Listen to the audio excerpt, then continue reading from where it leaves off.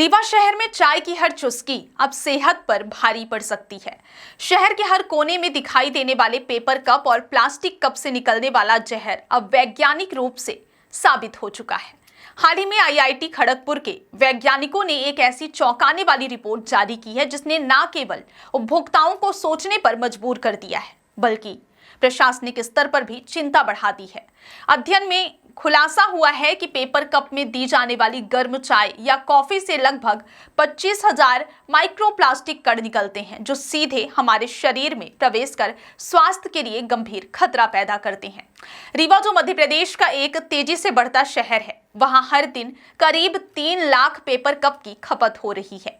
Railway station, bus stand, चाय की टपरियां, office, cafeteria और कॉलेज कैंटीन, हर जगह यही दृश्य देखने को मिलता है। इन कपों के उपयोग में लोगों को सुविधा तो मिलती है, लेकिन अनजाने में वे अपनी सेहत के साथ खिलवाड़ कर रहे हैं। स्थानीय व्यापारियों के अनुसार ठंड और त्योहारों के मौसम में यह आंकड़ा 4 लाख कप तक पहुंच जाता है, यानी हर दिन लाखों बार माइक्रोप्लास्टिक का जहर लोगों के शरीर में पहुंच रहा है। आईआईटी खड़गपुर के एसोसिएट प्रोफेसर डॉक्टर सुधा गोयल और उनकी रिसर्च टीम ने यह अध्ययन किया है कि पेपर कप में गर्म पेय डालने पर क्या रासायनिक परिवर्तन होते हैं। टीम ने पाया कि इन कपों के अंदर की पतली परत, जिसे वाटरप्रूफ बनाने के लिए पॉलीथीन या प्लास्टिक की कोटिंग से ढका जाता है, गर्मी के संपर्क में आते ही टूटने लगती है। जब 85 से 90 डिग्री सेल्सियस तापमान की चाय या कॉफी डाली जाती है तो सिर्फ 15 मिनट के भीतर कप से 25,000 तक माइक्रोप्लास्टिक कण पेय में मिल जाते हैं। ये माइक्रोप्लास्टिक इतने सूक्ष्म होते हैं कि आंखों से दिखाई नहीं देते, लेकिन जब ये शरीर में पहुंचते हैं तो धीरे धीरे कोशिकाओं और ऊतकों में जमा होकर जैविक प्रणाली को प्रभावित करने लगते हैं। शोधकर्ताओं ने पाया कि ये कण शरीर में पैलेडियम, क्रोमियम और कैडमियम जैसी भारी धातुओं के वाहक बन जाते हैं। ये धातुएं हमारे शरीर के हार्मोनल सिस्टम को बिगाड़ती हैं, इम्यून सिस्टम को कमजोर करती हैं और न्यूरोलॉजिकल यानी तंत्रिका तंत्र से जुड़ी बीमारियों को जन्म देती हैं। लंबे समय तक इनका सेवन कैंसर, थायराइड, हार्मोनल असंतुलन और ब्रेन डिसऑर्डर जैसी गंभीर बीमारियों का कारण बन सकता है। अक्सर यह भ्रम होता है कि पेपर कप 100% बायोडिग्रेडेबल या पर्यावरण हितैषी होते हैं, लेकिन सच्चाई इससे बिल्कुल अलग है। ये कप पूरी तरह पेपर से नहीं बने होते। इनकी अंदरूनी परत को तरल पदार्थों से बचाने के लिए पतली प्लास्टिक या बैग्स की कोटिंग से ढका जाता है। जब गर्म पेय इन कपों में डाला जाता है तो यह कोटिंग पिघलकर पेय में मिल जाती है। धीरे धीरे यह शरीर में जाकर साइलेंट टॉक्सिन यानी मूक जहर की तरह काम करता है। पर्यावरण के दृष्टिकोण से भी पेपर कप किसी भी तरह से सुरक्षित नहीं है। एक बार उपयोग के बाद इन्हें ना तो रिसाइकल किया जा सकता है और ना ही यह आसानी से गलते हैं। जलाने पर ये जहरीली गैस छोड़ते हैं और खुले में फेंके जाने पर मिट्टी और जल स्रोतों में प्लास्टिक प्रदूषण फैलाते हैं।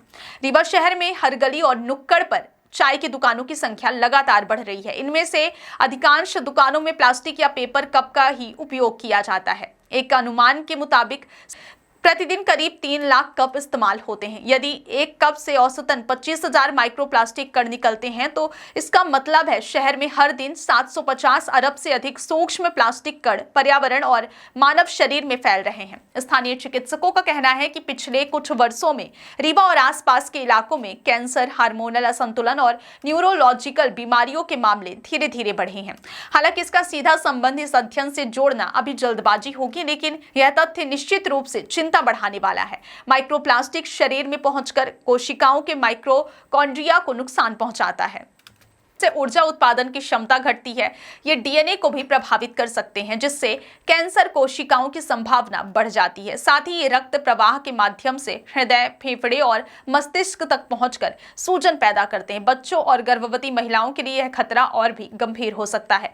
विशेषज्ञों का कहना है कि अब समय आ गया है जब हमें डिस्पोजेबल संस्कृति से बाहर निकलना चाहिए। मिट्टी के कुल्हड़, कांच के कप और स्टील के मग न केवल सुरक्षित हैं बल्कि पर्यावरण के लिए भी अनुकूल हैं। कुल्हड़ प्राकृतिक और बायोडिग्रेडेबल होते हैं, जिन्हें इस्तेमाल के बाद आसानी से मिट्टी में मिला दिया जा सकता है।